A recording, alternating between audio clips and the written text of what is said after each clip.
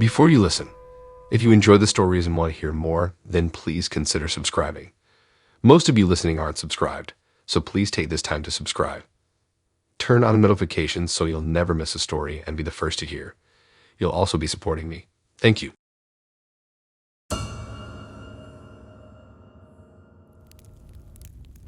Alright, let me tell you about the scariest gym experience I've ever had. It was a few years ago, but I remember it like it was yesterday. The images and feelings are still fresh in my mind, and I don't think I'll ever forget it. So buckle up and get ready for one hell of a story. It was a cold, rainy evening when I decided to head to the gym.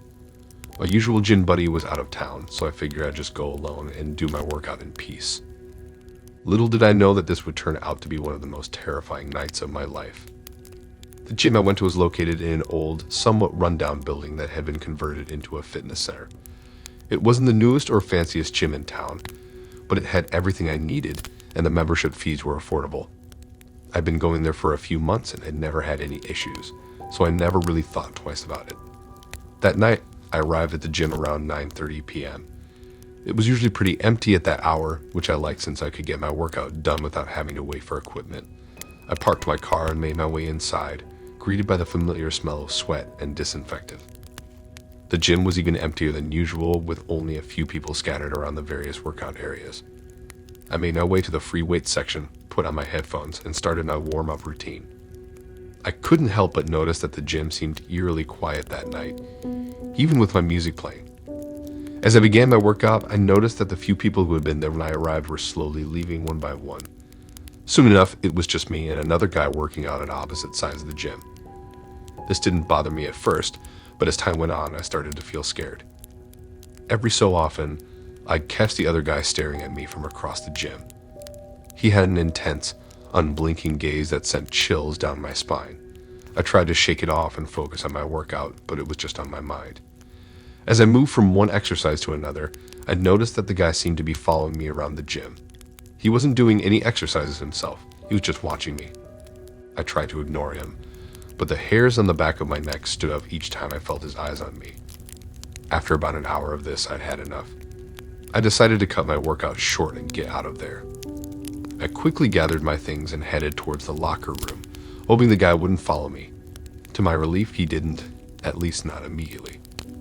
I quickly changed out of my gym clothes, stuffed them into my bag, and headed for the exit. I was nearly there when I realized I'd left my water bottle behind. I hesitated for a moment, considering whether it was worth going back for, but ultimately decided it was. I didn't want to have to buy a new one.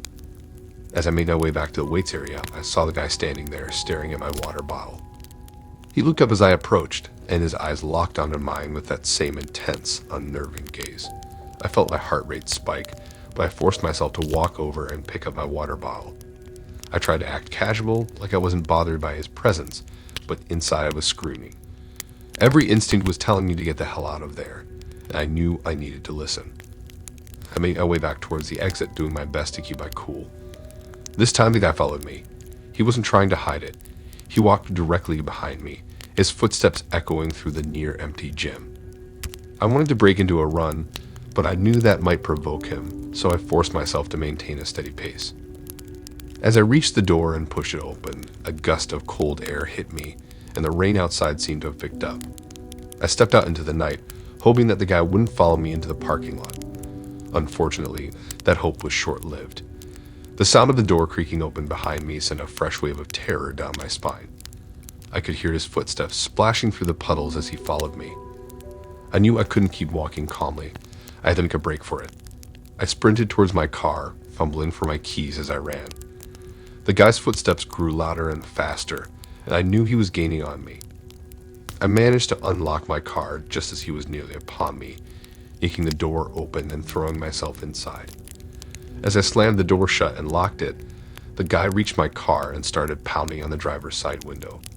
His face was a twisted mask of rage, and I could see his breath fogging up the glass as he screamed at me, though I couldn't hear his words over the pounding rain and my own heartbeat. I fumbled with the ignition, finally managing to start the car and throw it into reverse. I backed out of the parking spot and sped out of the lot, my tires squealing on the wet pavement. I didn't stop driving until I was miles away from that gym, finally pulling over in a well-lit gas station to catch my breath and try to process what had just happened. I never went back to that gym again. I filed a report with the police, but they were never able to find the guy or figure out who he was. The gym closed down a few months later, and I heard rumors that it was due to several other incidents of harassment and violence. To this day, I feel like something is glaring at me whenever I'm alone in a gym. That night changed me in a way I can't fully explain, leaving me with a deep sense of agitation and fear that's never completely gone away. But I've learned to live with it, adapting my routines and choosing gyms with better security measures in place.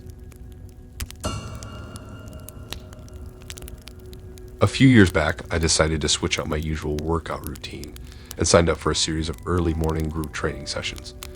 The gym I went to was part of a large, multi-purpose sports complex that included an indoor pool, squash courts, a rock climbing wall, and even a small indoor track.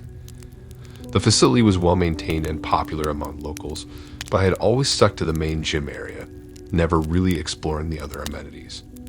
One day, during our usual 6 a.m. training session, our instructor, Sarah, told us we'd be doing something different. She had come up with a unique workout challenge that would take advantage of the entire sports complex. The challenge was a sort of fitness scavenger hunt. The idea was to complete various exercises at different stations throughout the complex, collecting colored wristbands at each one. The goal was to collect all the wristbands as quickly as possible, with a small prize awaiting the winner. We were all pretty excited about the idea. It seemed like a fun and challenging way to mix up our workouts and break the monotony of the regular routine.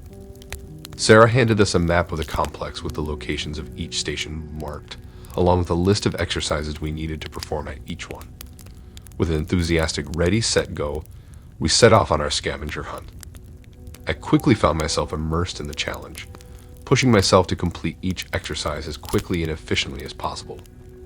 The adrenaline was pumping as I raced from station to station, my competitive spirit driving me forward. I collected wristbands at each station, completing exercises like squats, push-ups, and even a short sprint on the indoor track.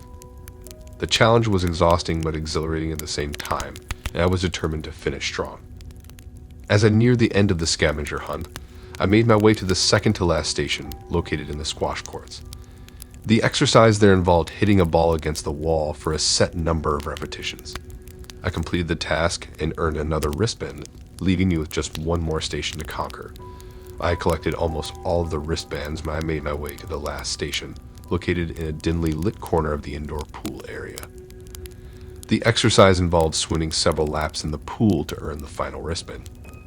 I was feeling pretty exhausted at this point, but I was determined to complete the scavenger hunt and prove to myself that I could conquer this unique challenge. As I jumped into the pool, I noticed that I was the only one there. The water was eerily still, and the only sound came from the faint hum of the pool's filtration system.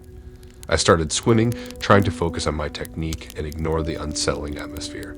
About halfway through my laps, I noticed something odd.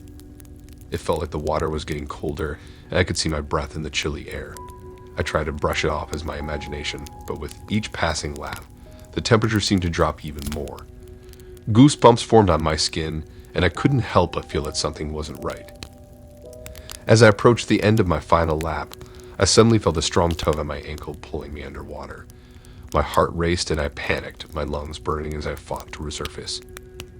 I managed to break free from the grasp and pull myself to the edge of the pool, gasping for air. My entire body trembled from a mix of cold and fear, and I struggled to make sense of what had just happened. I looked around frantically, trying to see what had grabbed me. The pool was still empty, and there was no sign of anyone or anything that could have caused the incident. My heart raced, and I felt a growing sense of dread as I climbed out of the pool, my wet clothes clinging to my shivering body. I quickly grabbed my final wristband and ran back to the main gym area, where the rest of the group was waiting. My breath came in ragged gasps, and I tried to explain what had happened to Sarah and the others. They listened with concern, but ultimately laughed it off, thinking I was joking or exaggerating. I couldn't help but feel a little frustrated that no one seemed to take my experience seriously, but I couldn't blame them. It was a bizarre and unbelievable story. Despite the unsettling experience, I finished the scavenger hunt and collected all the wristbands. I didn't win the small prize, but the sense of accomplishment was rewarding enough for me. However, the incident in the pool left a lasting impact on my psyche. I never found out what caused that terrifying incident in the pool, and nobody else experienced anything similar during the challenge or afterward. The pool area was eventually renovated, and I haven't had any other strange experiences at the sports complex since then. However, that chilling encounter has stayed with me, making me wary of swimming alone in any pool. I still wonder what could have been lurking in the depths of that pool, waiting for the perfect moment to strike. The memory of that morning continues to haunt me, serving as a reminder that the unknown can be lurking just beneath the surface, even in the most mundane and seemingly safe environments.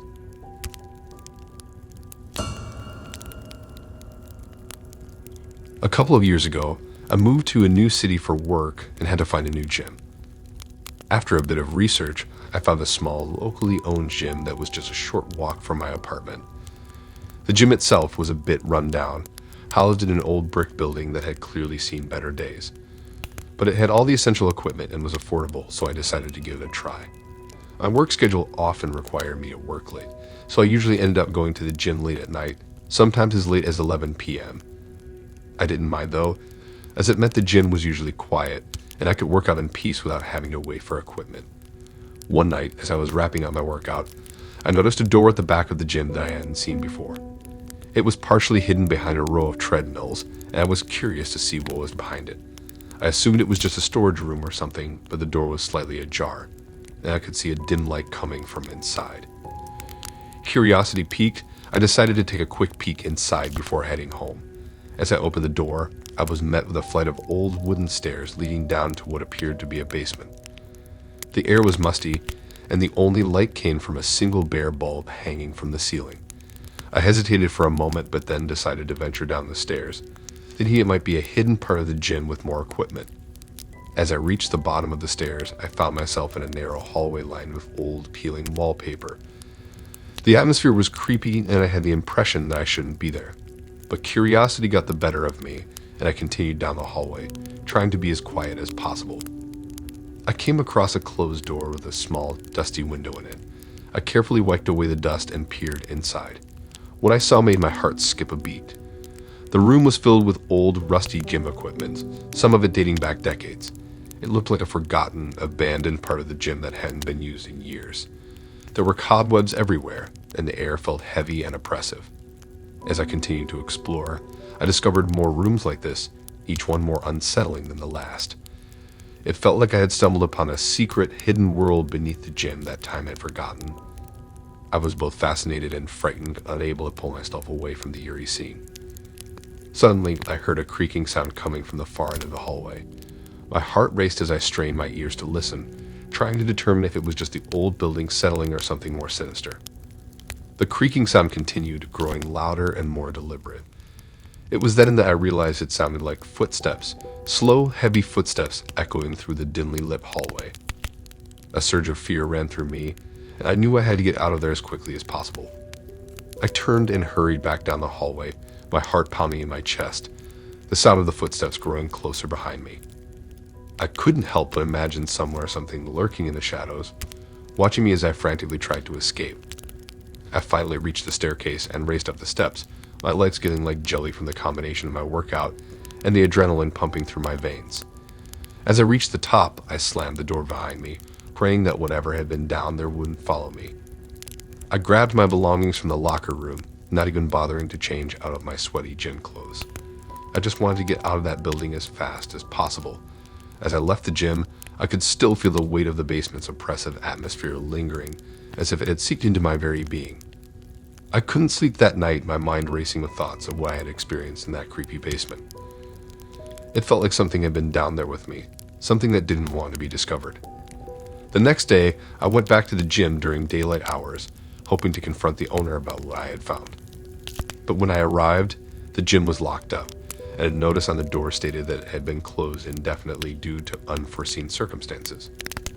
I'd never learned what happened to the owner or why the gym was closed, but I couldn't help but feel that it was connected to the eerie basement I had discovered. I eventually found a new gym, one housed in a modern building with bright lights and no hidden basements. But I'll never forget that chilling experience and the haunting sense of dread that accompanied my late-night workouts at the old gym. Thanks for listening in. If you like these stories and want to hear more, then please subscribe, and like and support this new channel. We have more stories for you to listen to.